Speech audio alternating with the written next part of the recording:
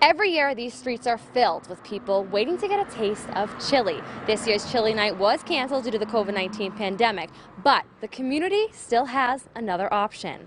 And we are about to put a frozen turkey into hot oil. Now, I will give you guys a heads up. It is freezing out here. We had a little trouble trying to get this oil nice and hot, so it may not blow like we are expecting, but it might. So we're going to show you what not to do with your turkey.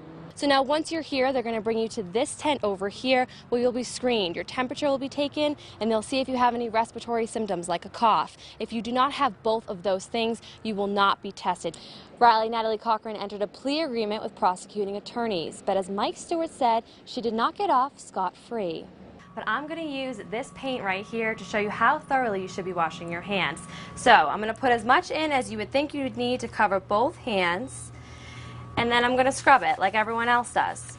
And he said that they want to stand in solidarity with those healthcare workers. And even a fire truck had to leave while we were standing here to go tend to a fire, and they just got back just so they can say hi and give support to those healthcare workers in our community. And since we've been standing here, the water behind me has really gone down significantly, so hopefully some of those roads are seeing some clear as well. Poll workers were able to count those and get them out to candidates. Now, there were about 30,000 people who voted in Fayette County, so a great turnout for them. If someone is wearing a mask, and say maybe some sunglasses, and changes up their look even just a bit, it can be hard to identify them. Custodians are required to clean the classroom 2 to 3 times a day.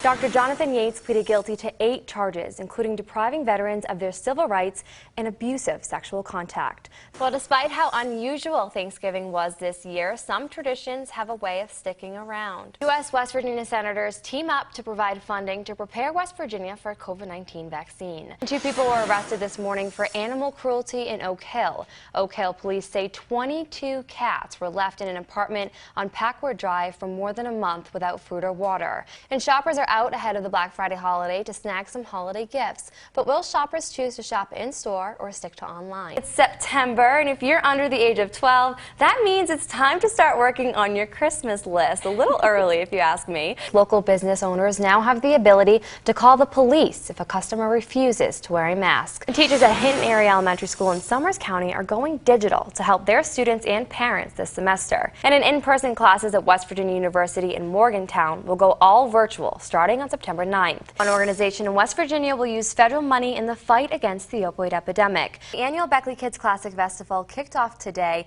but looked a little different than years past. A local county makes changes to their feeding program to adjust to the COVID-19 pandemic. Well, it seems like the sun is trying to make an appearance today. Let's check in with Storm Tracker 59 meteorologist Liam Healy in the Weather Lab. Hey, Liam. A man was finally indicted for the murder of Cynthia Miller, a huge win for the police departments that investigated this case and for anyone who knew Miller. Take a look. She was so kind-hearted.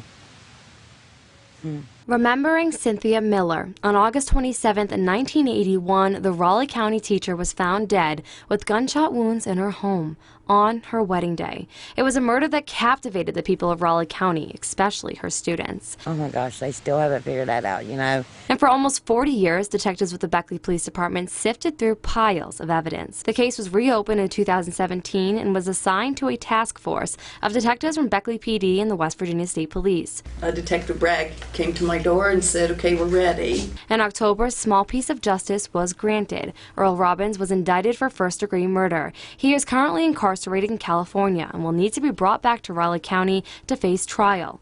And although further details of this case and the investigation were not released at this time, detectives on the case say this is a huge breakthrough. I'd have to say there's not much more excitement for a police officer than to solve a case like this, and it took a lot of teamwork, it took a lot of efforts. And it's a win for the people who knew and loved Cynthia Miller. It's just, what a blessing. A 40-year-old cold case solved, justice for Cynthia Miller.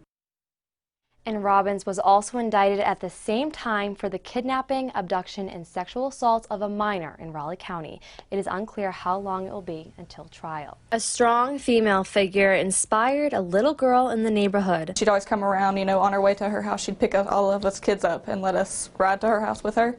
So ever since then, it's just been a dream of mine. Lauren Birchfield was recently sworn in with 5 others as a new Beckley police officer. She wanted to join the force after watching Captain Sherry Mullins of the Beckley Police Department. And really around here you don't see a lot of female cops, so that was always something like, oh, she can do it, I can too. And now she wants to be a role model for other girls in her community. I want them to be able to see me and realize that they can also do these big careers, you know, something to really be proud of. You know, if they don't want to go to college, if they don't want to do a desk job, I want them to see that there's things for them too.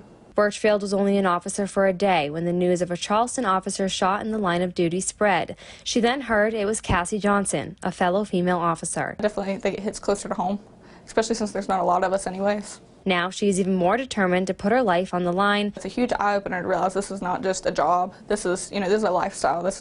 We're out here putting our lives on the line every day.